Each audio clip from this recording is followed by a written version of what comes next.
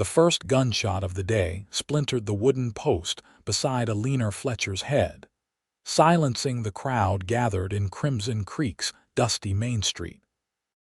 The year was 1873, and Eleanor had never imagined she'd be standing on an auction block with a price on her head, but her late father's gambling debts had sealed her fate more surely than the ropes binding her wrists. $500 for the Fletcher girl, called the debt collector, a hawk-nosed man named Silas Turnbull who'd foreclosed on their ranch 3 days after her father's funeral. A fine specimen, gentleman, educated, can read, write, and keep books. Healthy enough to bear children and pretty enough to make looking at her a pleasure. Eleanor's cheeks burned with humiliation as she kept her gaze fixed on the distant mountains. 22 years of life, and this was what it had come to, being sold like cattle to settle a debt she hadn't even known existed until the collectors came knocking. Her father's secret gambling had destroyed everything, leaving her with nothing but the clothes on her back and a reputation ruined by association. 550, called a voice from the crowd. It belonged to Bernard Walsh, the aging owner of the saloon who'd been leering at her since she was 16. 600, countered another man, a cattle baron from the next county with a reputation for breaking horses and women with equal cruelty.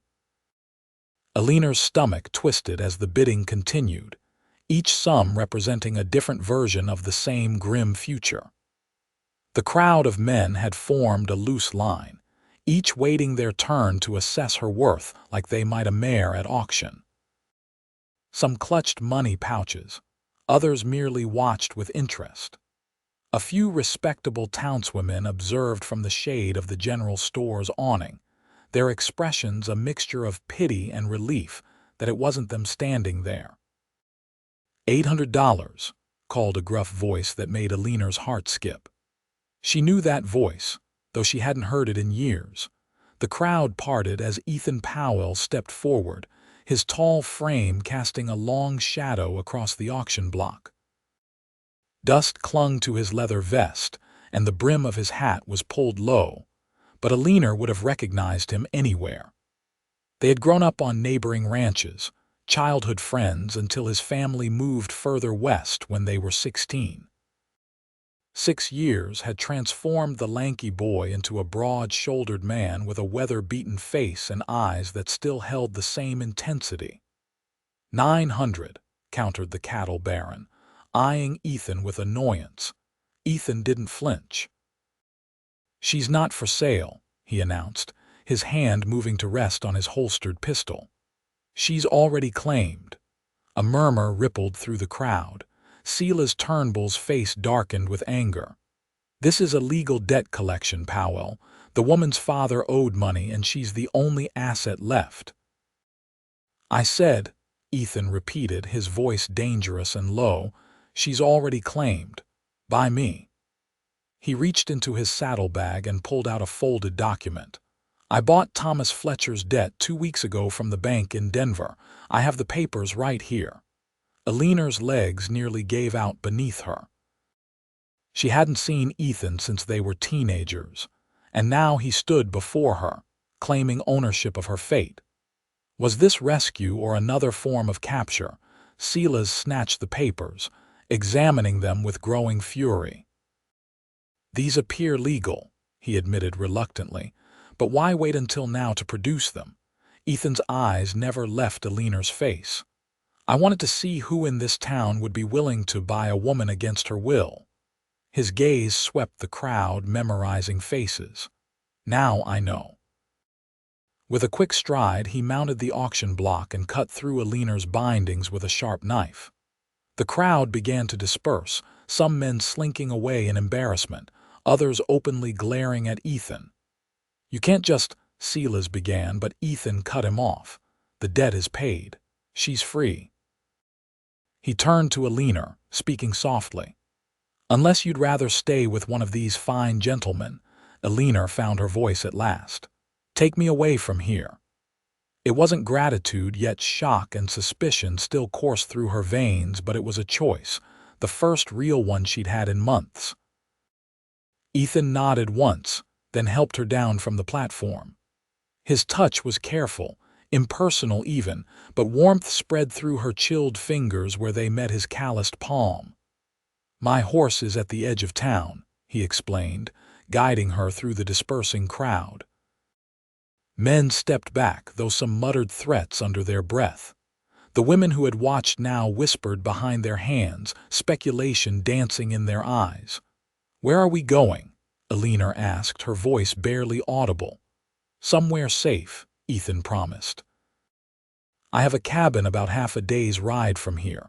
You can rest there while we figure out your next steps." "My next steps," she repeated, confused. "You're not my property, Eleanor. I just couldn't stand by and watch this happen." A muscle twitched in his jaw. "Your father was a good man once. He didn't deserve this end, and you certainly don't deserve this fate."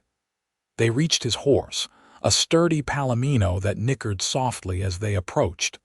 Ethan helped Eleanor mount, then swung up behind her. The closeness was intimate in a way that made her acutely aware of how much they had both changed in the years since they'd last seen each other. "Hold on," he murmured, and she felt his words vibrate through his chest against her back.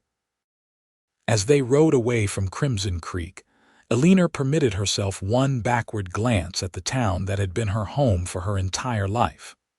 The church steeple, the general store, the blacksmith's forge, all familiar landmarks that now seemed to belong to another woman's life. "I never thought I'd see you again," she said as the town faded into the distance. "After your family left, I came back," Ethan interrupted.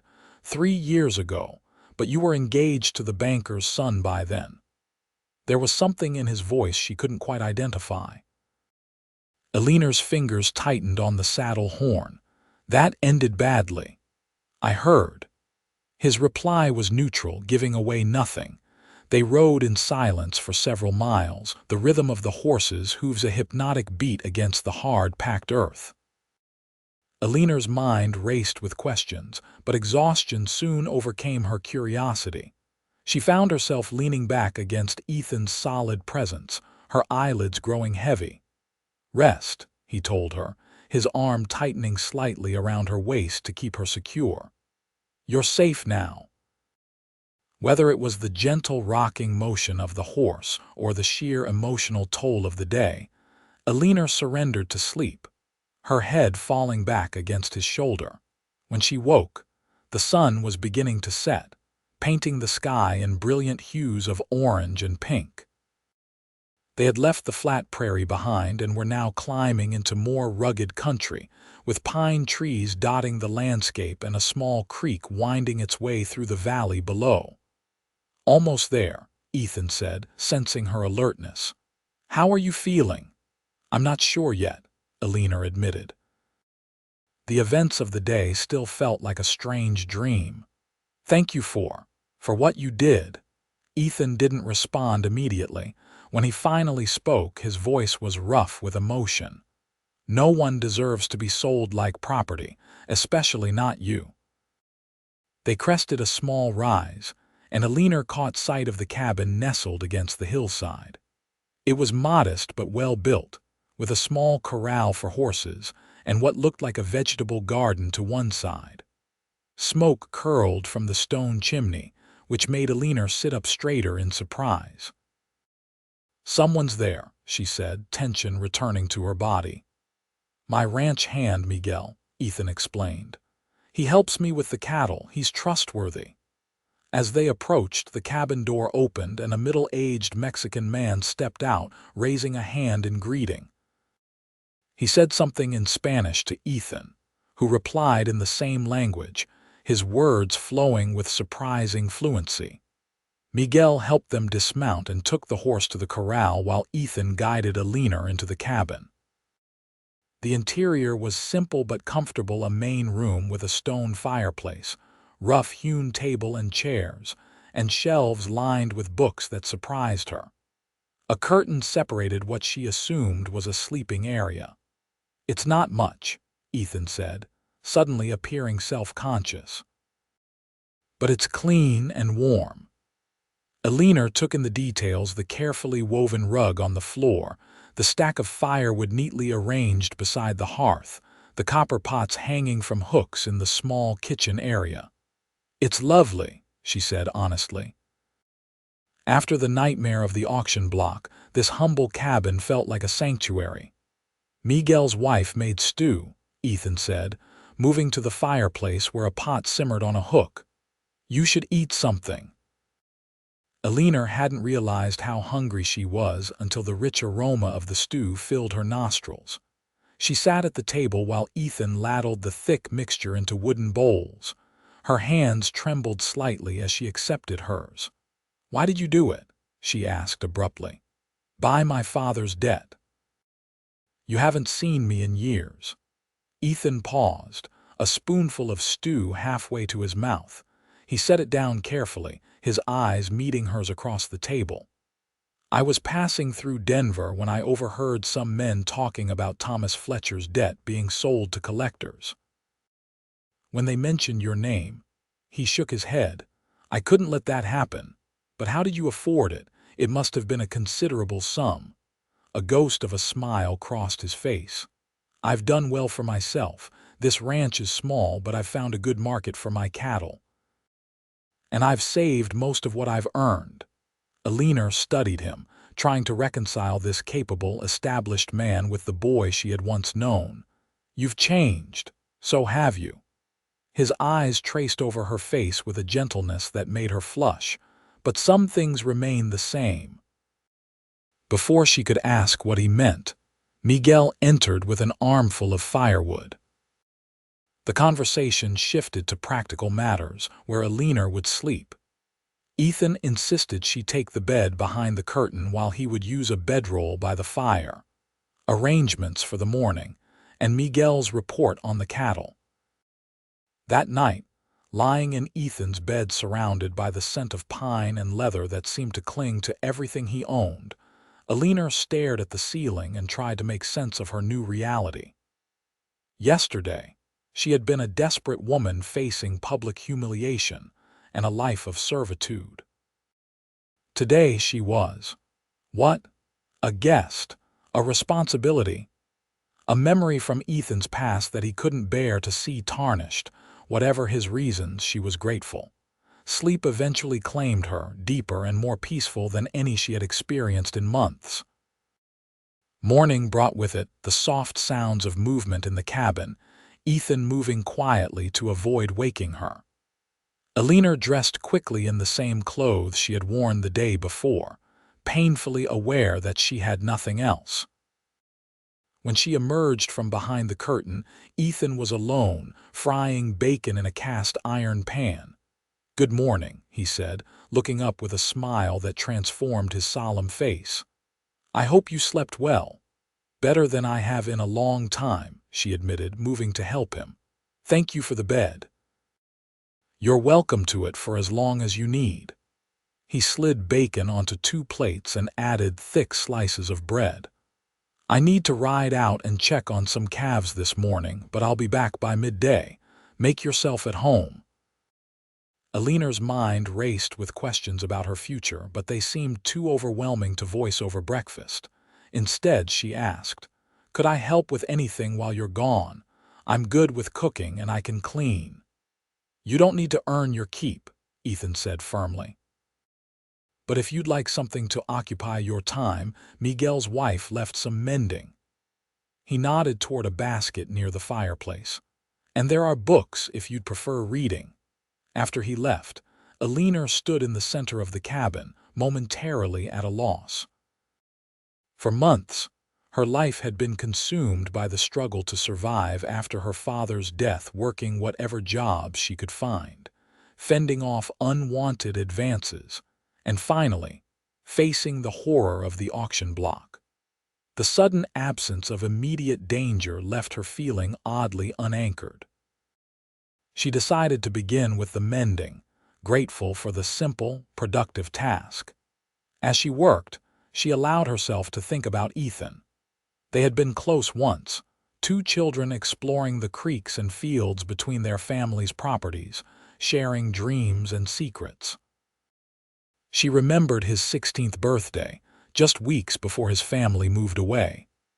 They had ridden to their favorite spot by the river, and for one heart-stopping moment, she had thought he might kiss her. Instead, he had given her a small carved wooden horse, telling her it was to remember him by. She had lost that carving when the debt collectors seized their home. The memory brought a fresh pang of grief for all that had been taken from her. By the time Ethan returned, Eleanor had mended all the clothes, swept the cabin floor, and begun preparing a midday meal from the supplies she found. The physical activity had helped settle her mind, and she greeted him with more composure than she had felt the previous day. "You've been busy," he observed, hanging his hat on a peg by the door. "It helps to have something to do with my hands," she explained, turning back to the stove. "I hope you don't mind that I used some of your supplies." "Not at all." He moved to wash his hands in the basin by the door. "It's nice to come back to a home that doesn't feel empty." The words hung between them, filled with implications neither seemed ready to address. They ate together, conversation slowly becoming more natural as they cautiously rediscovered each other. Ethan told her about his journey west after his family left, his time working cattle drives, and eventually saving enough to buy this small ranch. Eleanor spoke less, the wounds of her recent past still too raw to examine closely. "What will happen now?" she finally asked as they cleared away the dishes. "I can't impose on your kindness indefinitely." Ethan leaned against the table, his expression serious. "You have options, Eleanor. You could go to Denver or another city where no one knows your story. I can give you enough money for a fresh start." He paused. "Or you could stay in this area. There's a widow in town who needs help with her children. She'd give you a place to live in exchange for your assistance." "And what about here?" The question slipped out before Eleanor could stop it. Ethan's eyes darkened. "That depends on what you want." "I don't know what I want anymore," she confessed. "Everything I thought my life would be has been stripped away." "Then take your time," he said gently. "You're safe here while you decide." Days stretched into a week, and Eleanor fell into a rhythm at the cabin. She helped with cooking and household tasks, began tending the small garden, and in the evenings, she and Ethan would sit by the fire. Sometimes they talked, sharing memories of their childhood or discussing books from his surprisingly extensive library. Other times they sat in comfortable silence, the crackle of the fire the only sound between them. She learned that Ethan had taught himself Spanish during his years, working alongside Mexican vaqueros. She discovered his passion for astronomy when she found him outside one clear night, explaining the constellations to her with a knowledge that surprised her. And she began to understand that the quiet, capable man he had become still carried traces of the thoughtful boy she had known. For his part, Ethan seemed content with her presence, never rushing her decision about the future. He was unfailingly respectful, always careful to give her space and privacy. But sometimes she would catch him watching her with an expression that made her heart beat faster, a look that suggested he might be remembering that day by the river when they were 16, wondering about paths not taken. 10 days after the auction, Eleanor accompanied Ethan into the small town near his ranch. It was nothing like Crimson Creek, just a handful of buildings serving the scattered homesteads in the area, but she still felt anxious as they rode in together. "No one here knows your story," Ethan assured her, sensing her tension. "And even if they did, these are good people. They judge a person by their character, not their circumstances." The general store owner greeted Ethan warmly and welcomed Eleanor without prying questions. Ethan introduced her simply as Miss Fletcher, a friend staying at my ranch, and that seemed enough for the townsfolk they encountered. It was a relief to be treated as a person of worth again, not as damaged goods or property to be sold. As they were loading supplies onto Ethan's wagon, a commotion further down the street caught their attention. A man was stumbling out of the small saloon, clearly drunk despite the early hour. He spotted Ethan and lurched toward them. "Powell," he shouted, his voice slurred but angry. "Thought you could hide her away, did you?" Eleanor froze, recognizing Bernard Walsh from Crimson Creek, the saloon owner who had been among the first to bid on her at the auction. Ethan stepped in front of Eleanor protectively. "You're a long way from home, Walsh. I suggest you get back on your horse and ride in the opposite direction," Walsh sneered, swaying slightly. "Everyone's talking about how you stole that Fletcher girl. Some say you've made her your whore." His bloodshot eyes shifted to Eleanor. "That true, sweetheart? You spreading your legs for Powell now instead of earning your keep honestly?" Before Ethan could react, Eleanor stepped forward, anger replacing her fear. "Mr. Walsh, my arrangement with Mr. Powell is none of your concern.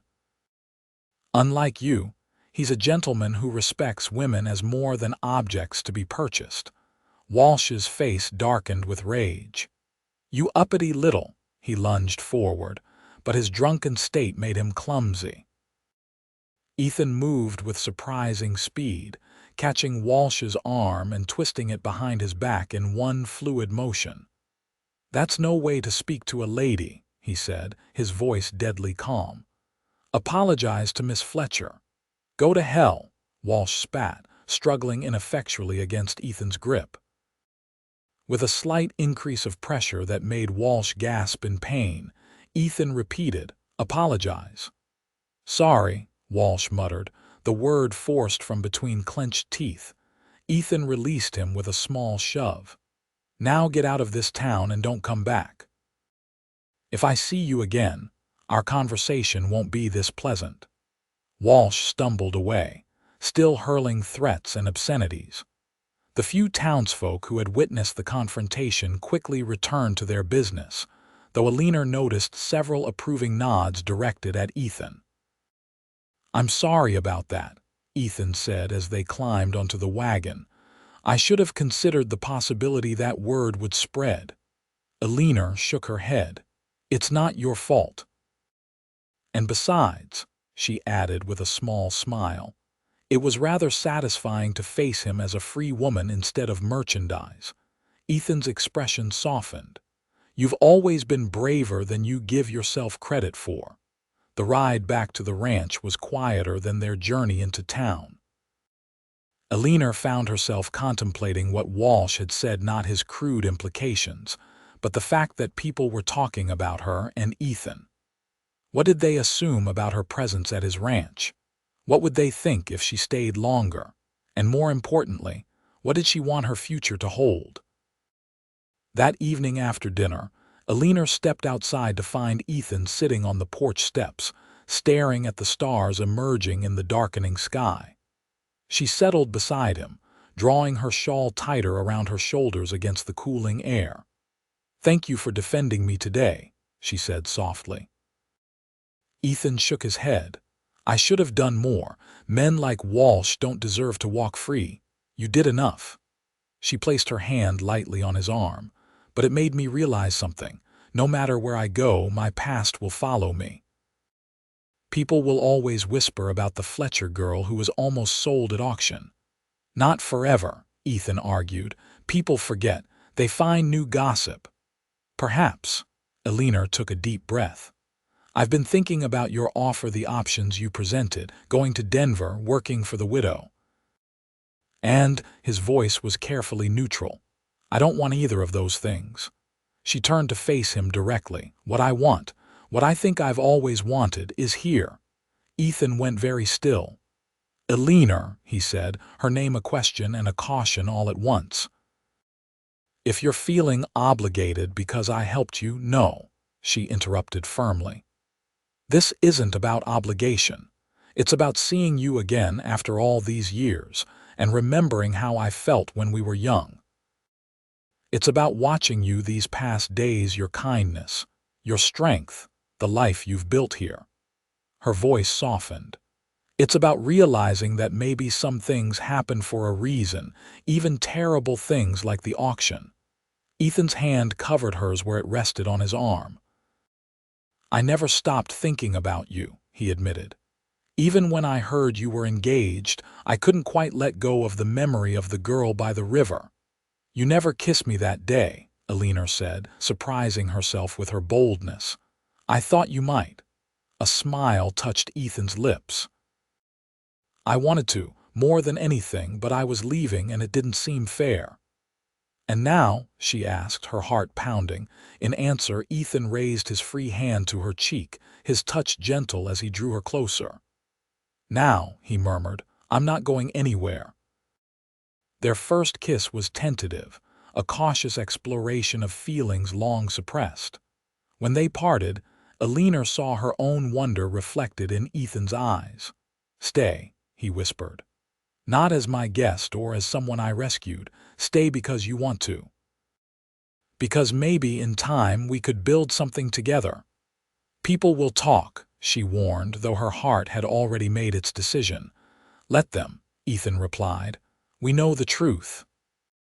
As spring turned to summer, Eleanor and Ethan's relationship blossomed alongside the garden she had expanded with herbs and flowers. They moved carefully, both aware of her vulnerability and the need to build trust after all she had endured. Ethan was patient, never pushing for more than she was ready to give, and Eleanor found herself falling deeper in love with him with each passing day. The town gradually accepted her presence at the Powell ranch. Miguel's wife, Maria, became a friend and confidante, teaching Eleanor traditional Mexican recipes and helping her learn Spanish. The general store owner, upon learning of her skill with numbers, offered her occasional work helping with his accounts. Slowly, she was building a place for herself in this new community. In late July, they rode to town together for the Independence Day celebration. Bunting decorated the small main street, and tables had been set up outside the general store for a community meal. Eleanor wore her best dress, one of several Ethan had insisted on buying for her, and felt a warm glow of pride as they walked together through the gathered families. They were examining goods at one of the makeshift stalls when a man's voice called out, "Powell. Didn't expect to see you in town today." Eleanor turned to see the local sheriff, Nathan Miller, approaching with a stranger, a well-dressed man who studied her with open curiosity. "Wouldn't miss the celebration," Ethan replied, shaking the sheriff's hand. "Who's your friend?" "This is James Foster from the territorial governor's office," Miller explained.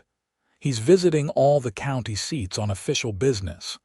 Foster extended his hand to Ethan, then to Eleanor. "And you must be Miss Fletcher," he said, his tone making it clear he'd heard of her.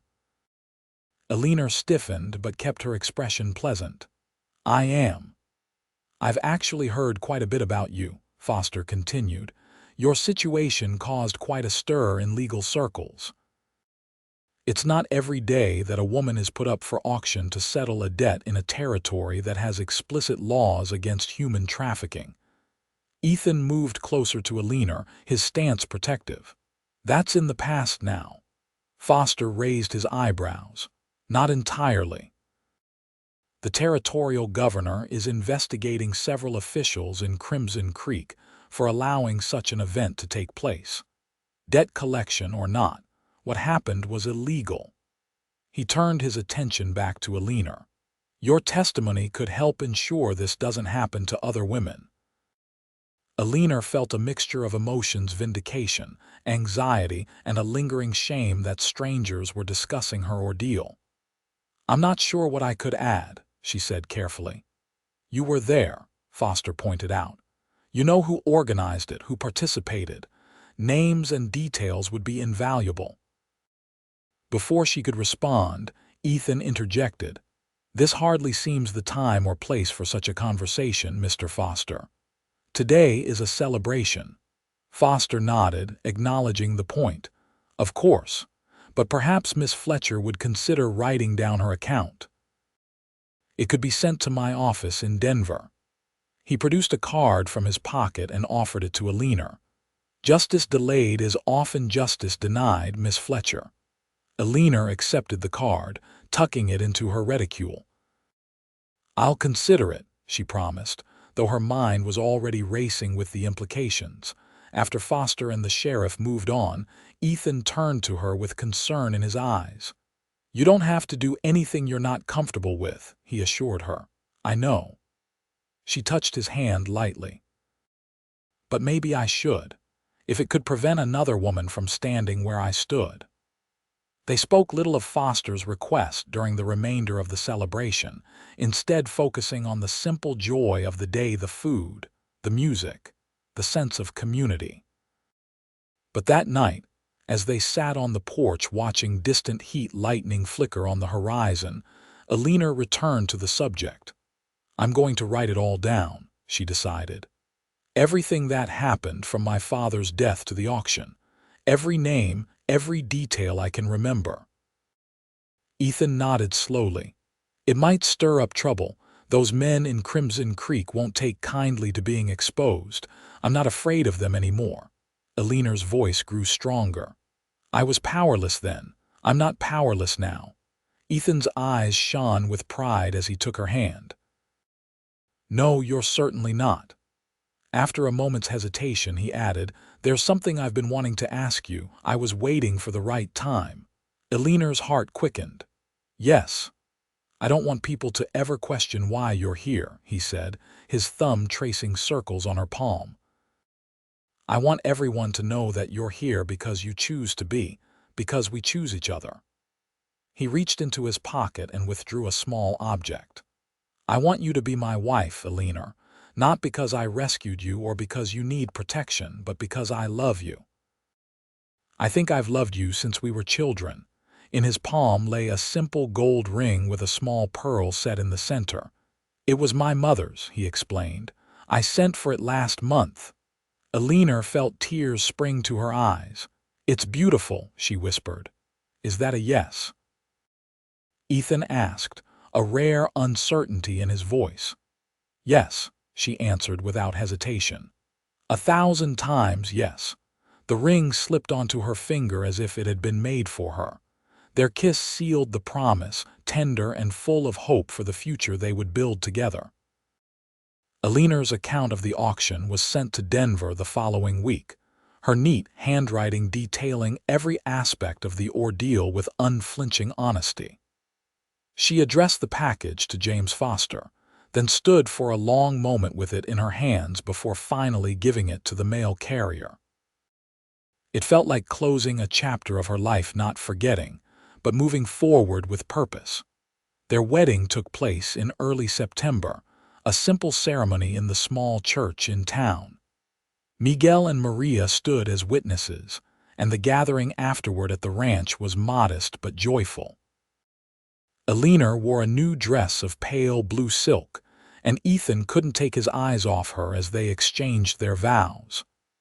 I never imagined this day would come, he told her as they danced under the stars, lanterns hanging from the trees around them. When I heard about the auction, all I could think was getting to you in time.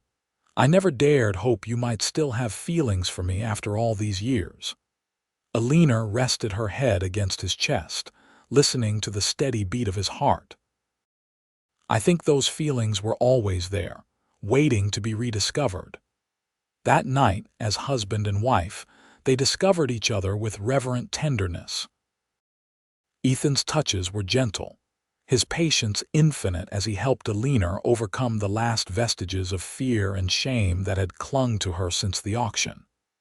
In his arms, she found not just pleasure but healing, a reclaiming of her body and her worth that no one could ever take from her again. Autumn brought news from Denver. Arrests had been made in Crimson Creek, including Silas Turnbull and several town officials who had profited from similar debt collections in the past. Eleanor's testimony had been instrumental, Foster wrote, in bringing the perpetrators to justice. The letter brought a sense of closure that Eleanor hadn't realized she needed. "You ever regret it?" she asked Ethan one evening as they sat by the fire. "Getting involved in my troubles. Your life would have been much simpler if you just kept riding that day." "Simpler, yes, but empty." He pulled her closer against his side.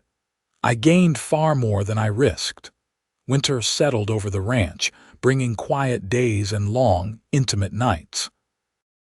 Eleanor discovered she was with child just before Christmas, the news filling their small cabin with a joy that seemed to glow as brightly as the candles on their modest tree.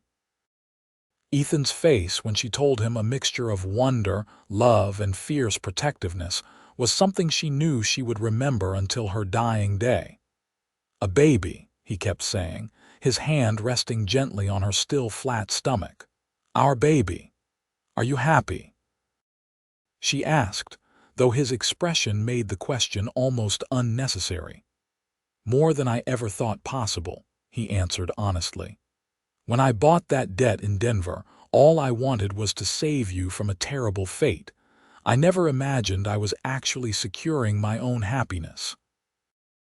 The following spring, as wildflowers bloomed across the meadows around their ranch, Eleanor gave birth to a daughter they named Sophia. She had Ethan's dark hair and Eleanor's determined spirit, evident from her very first cry. Holding her tiny form between them, Eleanor and Ethan marveled at the miracle they had created together. "She'll never know what it means to be powerless," Eleanor vowed softly, stroking her daughter's perfect cheek. "She'll grow up strong and free." "Like her mother," Ethan added, his voice thick with emotion. As Sophia grew, so did the ranch. Ethan's careful management and Eleanor's sharp business sense allowed them to expand, buying adjacent land and increasing their herd. They built a larger house beside the original cabin, which they preserved as a reminder of their beginnings. Miguel and Maria remained with them, now more family than employees, and their children played alongside little Sophia. 2 years after Sophia's birth, their family expanded again with the arrival of a son, Thomas, named in memory of Eleanor's father, not the broken man of his final years, but the loving parent who had taught her to ride and read and stand tall even when afraid. On the 5th anniversary of the auction, a date that Eleanor had once thought would always bring only pain, she stood on the porch of their home, watching Ethan teaching 4-year-old Sophia to gentle a foal born that spring. Thomas, just learning to walk, clutched her skirts as he practiced his wobbly steps beside her. The sun was setting, painting the mountains with the same brilliant colors she had seen that first day Ethan had brought her to his cabin. So much had changed since then. The landscape of her life transformed from desolation to abundance, her heart healed and made stronger by the love she had found. Ethan looked up, catching her eye across the yard. His smile still made her heart skip, even after all this time.